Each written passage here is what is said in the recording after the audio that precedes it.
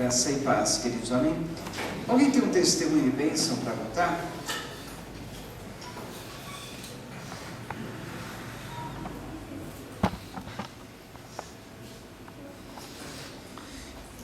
Nós vamos então abrir nossa Bíblia.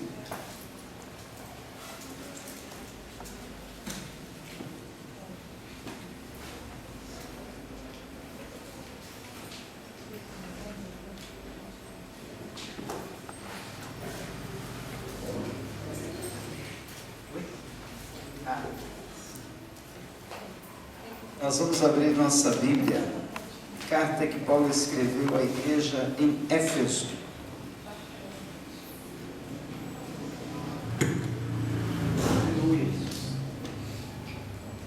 Quebrei meu óculos agora há pouquinho, eu vou ter que me virar agora sim.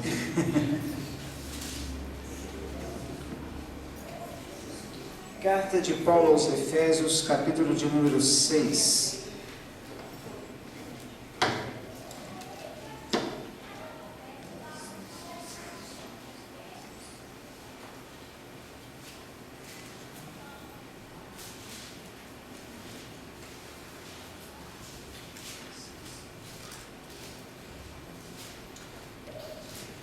Lá em cima do quarto, em cima do arquivo de aço, tem um durex.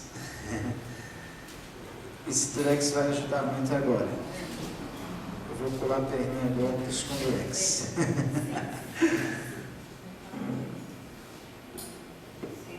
A gente chega a uma certa idade,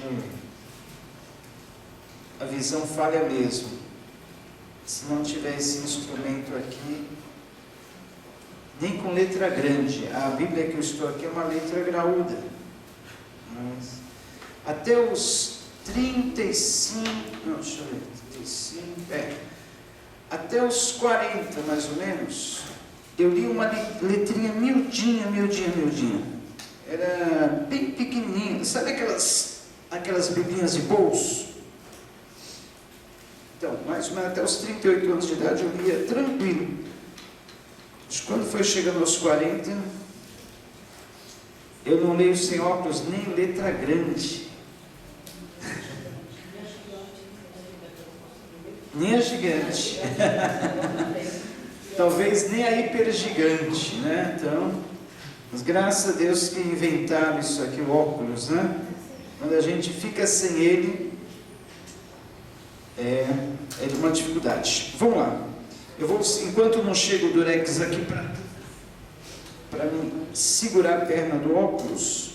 Pior que eu tenho reserva, eu deixo tá no carro, mas saíram com o meu carro e foi o óculos junto. Cuidado aí. Efésios capítulo 6. O Rafael, você não poderia ler aqui para mim? Poderia? Enquanto eu conserto o óculos aqui. Então, enquanto você lê aqui para mim, por favor, capítulo 6, você vai ler do versículo 10 até o versículo 18, tá bom? Paz, irmãos. 6, 10. Até o 18. Até 18.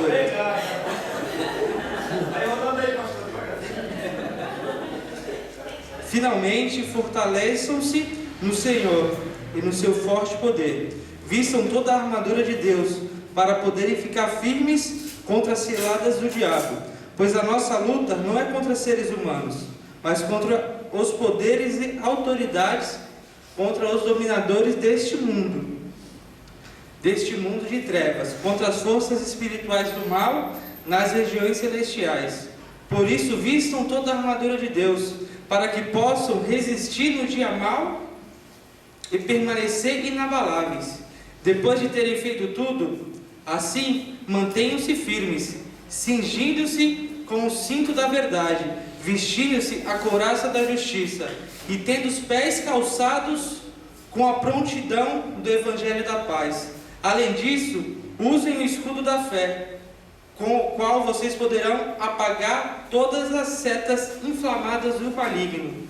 Usem o capacete da salvação e a espada do Espírito, que é a palavra de Deus. Orem no Espírito em todas as ocasiões, com toda oração e súplica. Tendo isso em mente, estejam atentos e perseverem na oração por todos os santos. Aqui diz: amém. Vocês já ouviram falar do jeitinho brasileiro? O brasileiro é o povo mais criativo, é o povo que dá um jeitinho para tudo, né?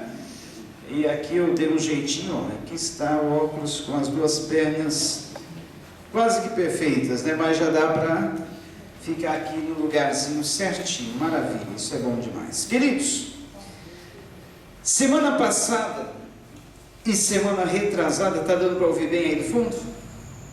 Tá dando? Tá? Tá bom, beleza. Semana passada e retrasada, nós falávamos sobre como vencer as tentações da vida.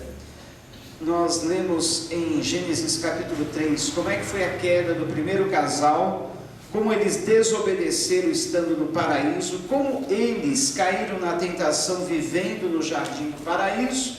E depois lemos em Mateus capítulo 4, como Jesus venceu a mesma tentação, a mesma sedução do tentador, estando no deserto.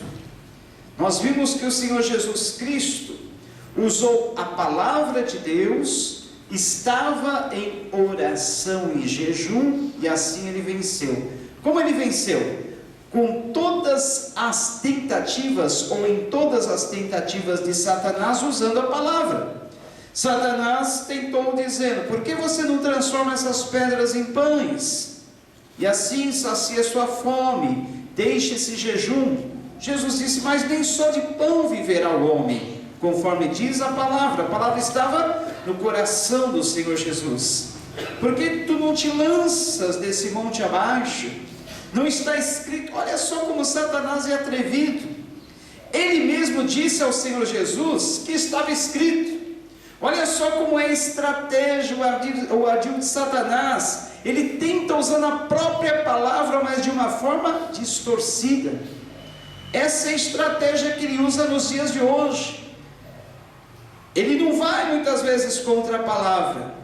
Algumas vezes ele vai pela palavra, tenta pela palavra, mas usando ela de uma forma distorcida. Olha, Jesus, não está escrito que aos seus anjos dará ordem para que te guarde em todos os teus caminhos?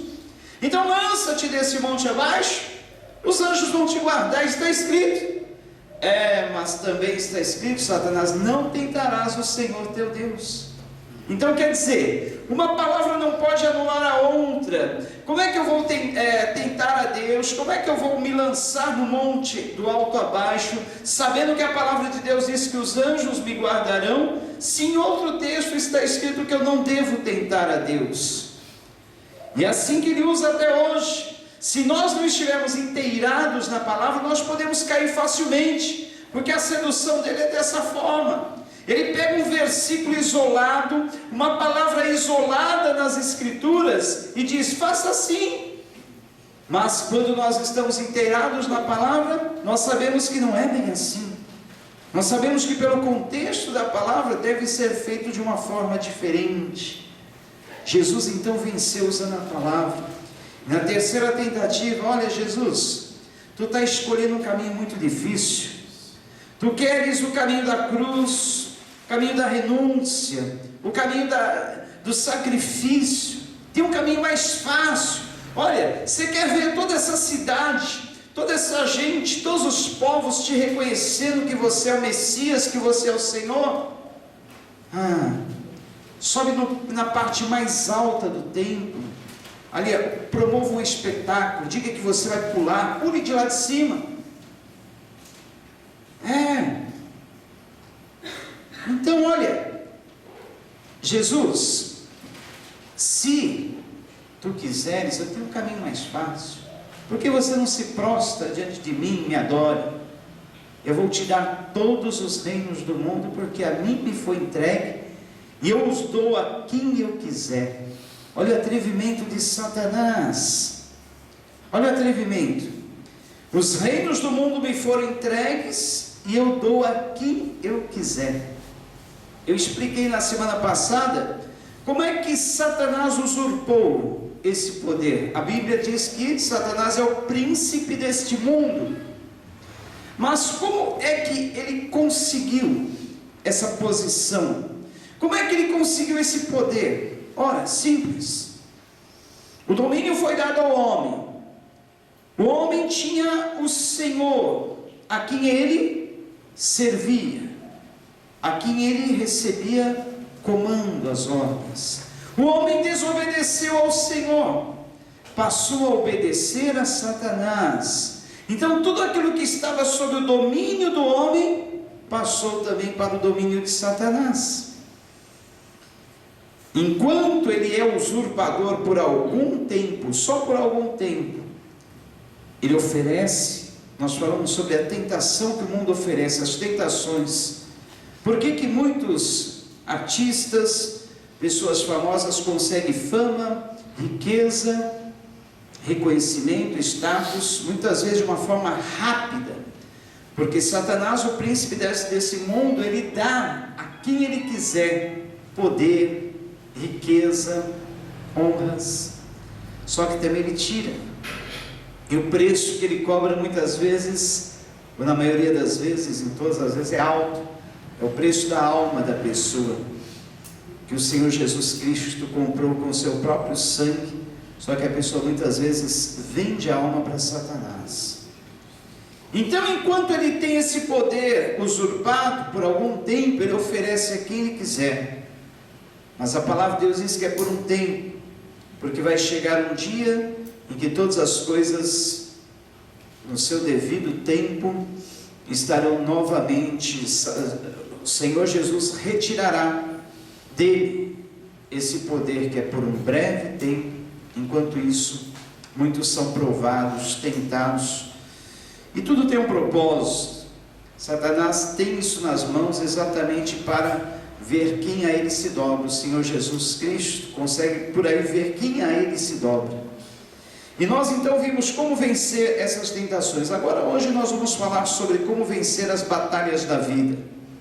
No capítulo 6 da carta que Paulo escreveu aos Efésios, que o Rafael leu aí muito bem, fala sobre a armadura de Deus. E o versículo inicial diz: olha, finalmente fortaleçam-se no Senhor e no seu forte poder. Ou fortaleçam-se no Senhor e na força do seu poder. E aí o apóstolo Paulo começa a descrever todos os itens de uma armadura que tem que estar presente na nossa vida. Ele fala nesta palavra sobre o capacete da salvação, ele fala sobre a couraça da justiça, ele fala sobre o cinturão da verdade, fala sobre os calçados para os pés, fala sobre o escudo da fé, fala também sobre a espada do Espírito. E no versículo 12, ele faz questão de frisar que a nossa luta não é contra seres humanos, mas contra os poderes e autoridades, contra os dominadores desse mundo de trevas, contra as forças espirituais do mal nas regiões celestiais. Eu gosto dessa tradução, porque essa tradução fala: pois a nossa luta não é contra seres humanos.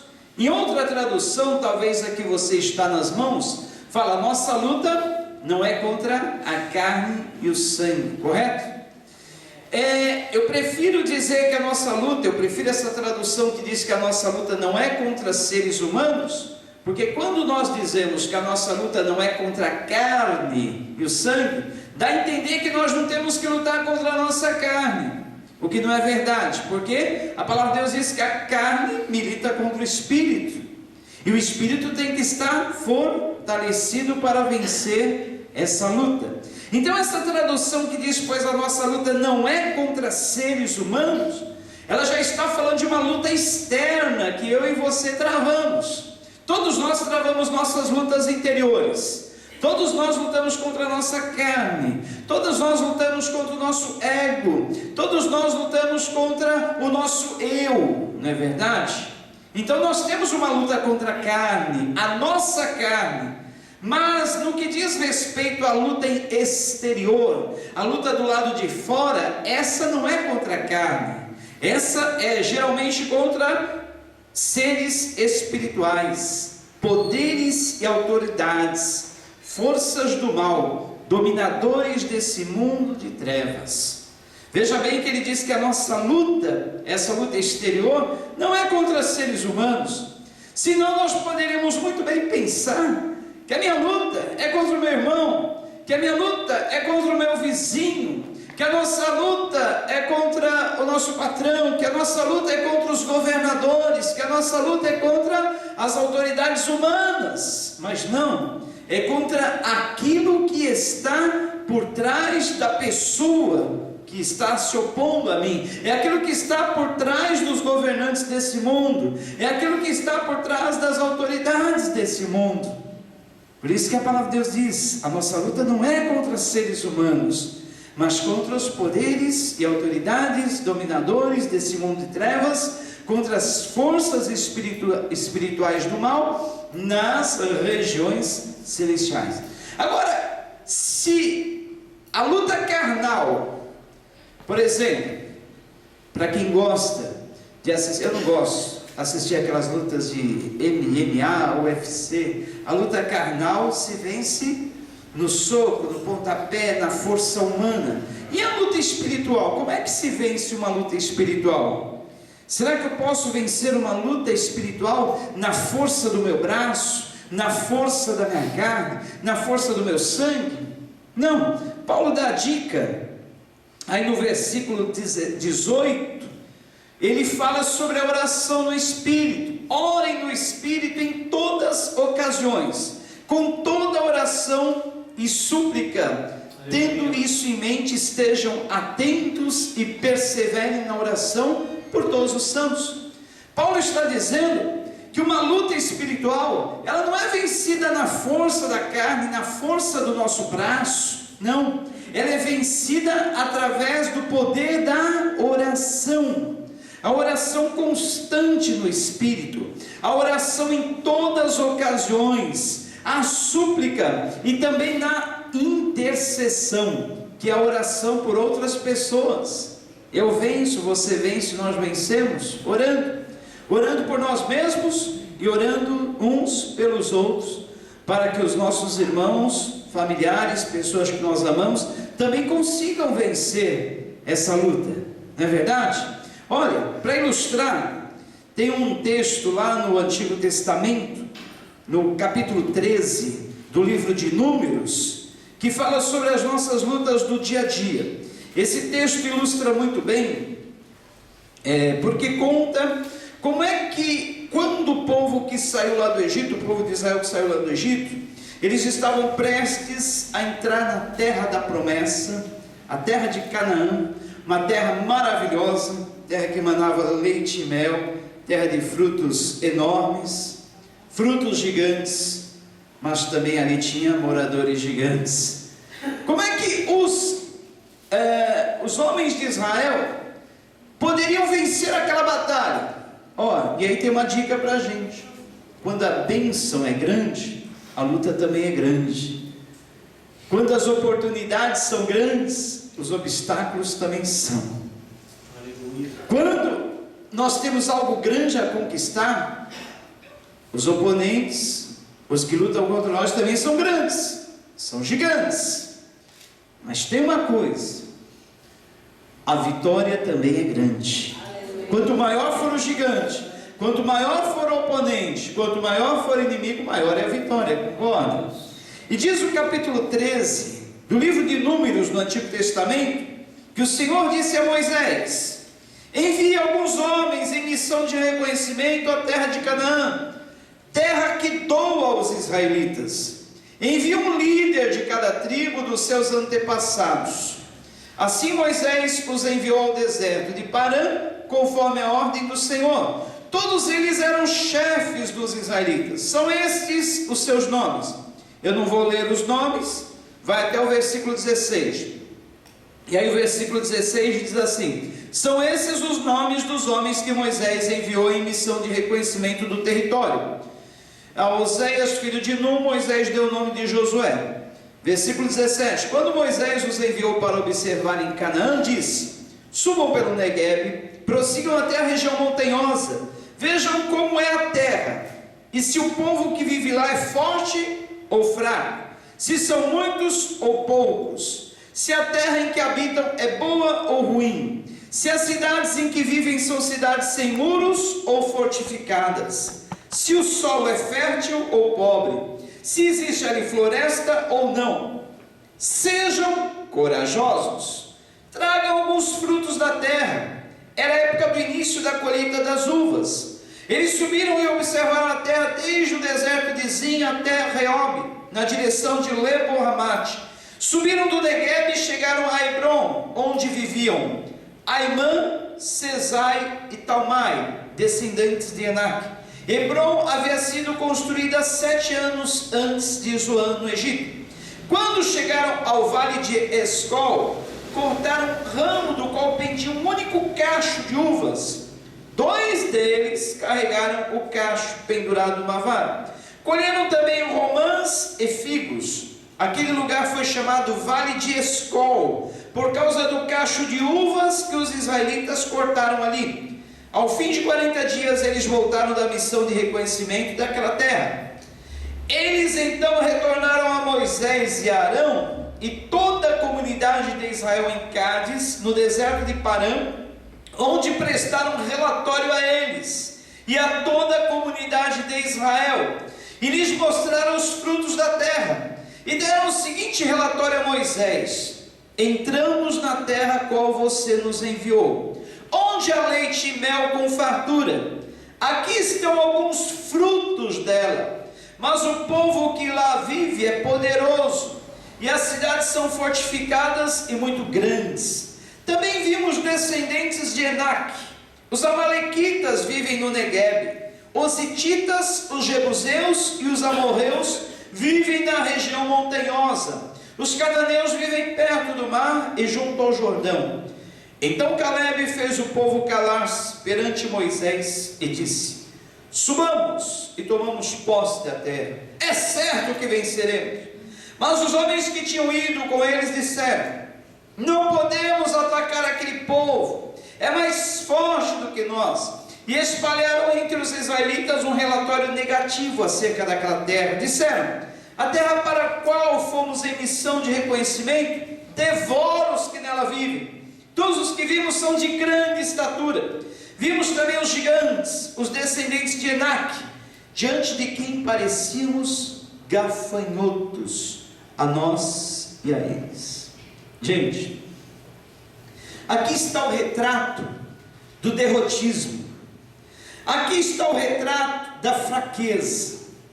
Aqui está o retrato da timidez. Aqui está o retrato da covardia. Gente, não existe exemplo melhor do que esse. Olha só. Agora vocês sabem por que Israel caminhou 40 anos no deserto?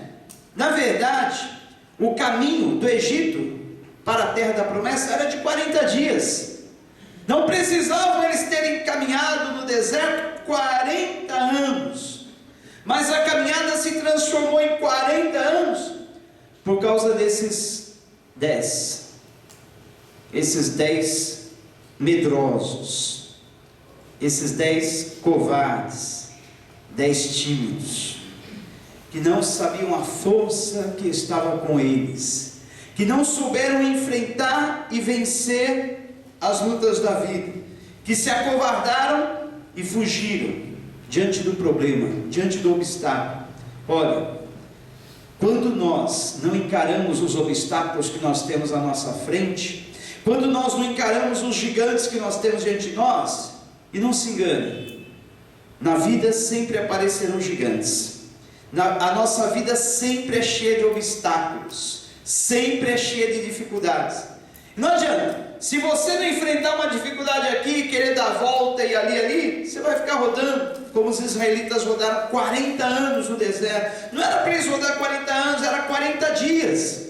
Eles já estavam ali, olha, com tudo, já prontos para entrar na terra, uma terra riquíssima. Um cacho de uvas era carregado por 2 homens.